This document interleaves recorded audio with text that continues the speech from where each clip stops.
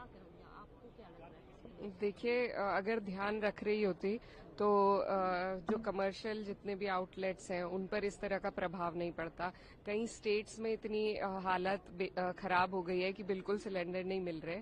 और सरकार जरूर कह रही है, कल भी मिनिस्टर आए थे, उन्होंने कहा कि कोई घबराने की बात नहीं है। लेकिन हमारा कहना यह है कि जिस तरीके से सरकार ने इस पूरे मामले को संभाला है, पता नहीं किस दबाव में फॉरेन पॉलिसी इस तरीके से हमारी चल रही है। नहीं तो हमारे ईरान से बहुत अच्छे संबंध थे, और जिस तरीके से चाइना और रशिया को कोई दिक्कत नहीं हो रही है, हमारा भी उसी तरीके से रुक रह सकता था। लेकिन वॉर से, अटैक से, ईरान पे जो अटैक हुआ है, किसी भी एक इंडिपेंडेंट नेशन की सॉवरेनिटी पे अटैक इस तरीके से होना, इंडिया को उसके खिलाफ खड़ा होना चाहिए था। क्योंकि आज ये उनके साथ है, कल को किसी के भी साथ हो सकता है। और लेकिन हमने क्या किया, हम उससे 2 दिन पहले ही इसराइल हमारे प्राइम मिनिस्टर घूम के आए हैं। तो सिर्फ क्योंकि हिंदू मुस्लिम देश में है, इन्होंने जो बीज बो रखे हैं देश में हिंदू मुस्लिम के, वही अपनी फॉरेन पॉलिसी में भी दिखाना चाह रहे हैं। लेकिन उसका जो नकारात्मक असर है वो आज हमें देखने को मिल रहा है। आज हमारे देश पे जो संकट मंडरा रहा है वो सिर्फ और सिर्फ सरकार की फेल्ड फॉरेन पॉलिसी की वजह से है।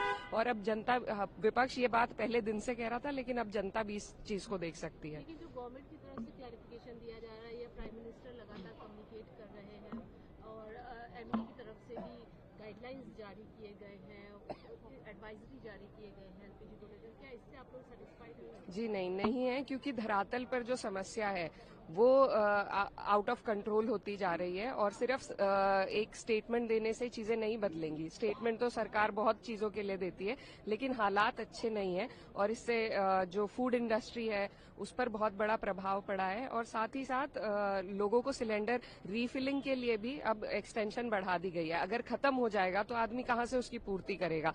तो ये गंभीर विषय है, और इस गंभीर विषय में सरकार को बहुत जरूरी है कि अपनी फॉरेन पॉलिसी को सुधारे। और इंडिया फर्स्ट की जो हमारी पॉलिसी है वो होनी चाहिए।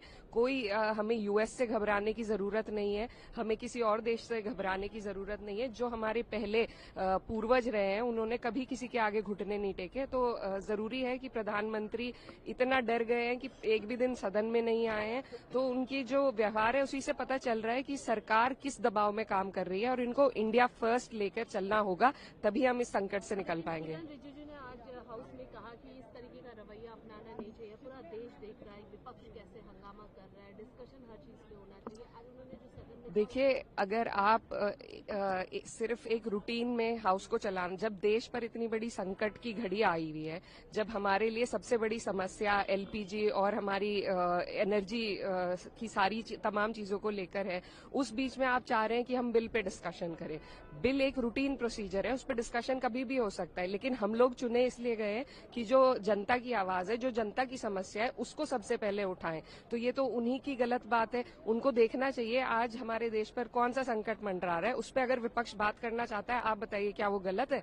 बिल तो हम बाद में भी चर्चा कर सकते हैं, लेकिन अभी जो संकट है, सबसे पहले हम ये चाहते हैं कि सरकार खड़े होकर आश्वासन दे और कदम उठाए, बेहतर कदम उठाए अपनी फॉरेन पॉलिसी के लिए भी और देश के लिए भी।